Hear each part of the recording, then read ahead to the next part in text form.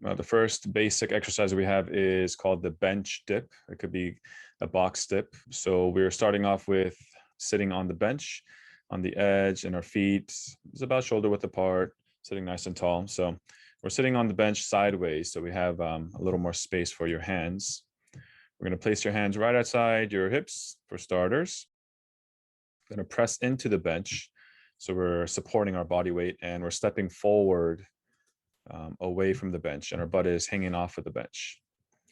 So as we're going up and down, we're trying to keep our body relatively upright. Your shoulder is going to round forward just a little bit, and we're trying to keep our eyes forward.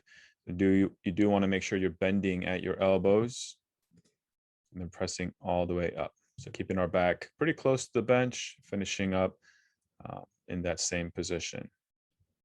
So to make it a little more challenging, you're stepping forward with your feet just a little bit to add a little more weight going forward.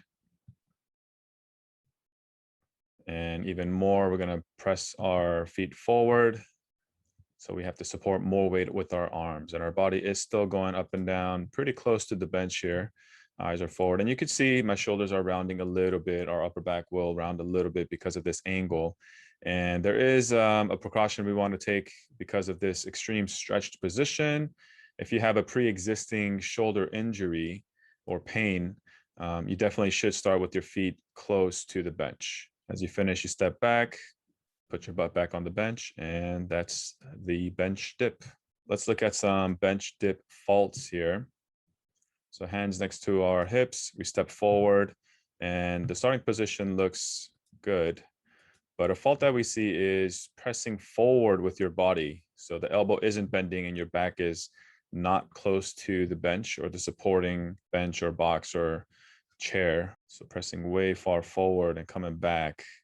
When we see faults like this could be a compensation. This could be a red flag for us to dig a little deeper into what weaknesses there might be, what pain or mobility issues might exist that this person is deciding to move like this, or the body is automatically going in that direction.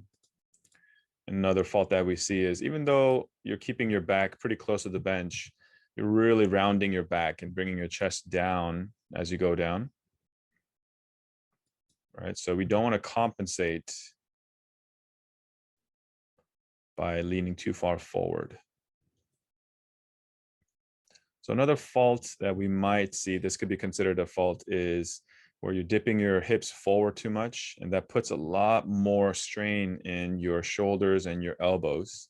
For starters, this movement is challenging for the shoulders and the elbows, and to put even more pressure by bringing your hips forward could be something to watch out for. So we want to be cautious about that. Those are the bench dip faults.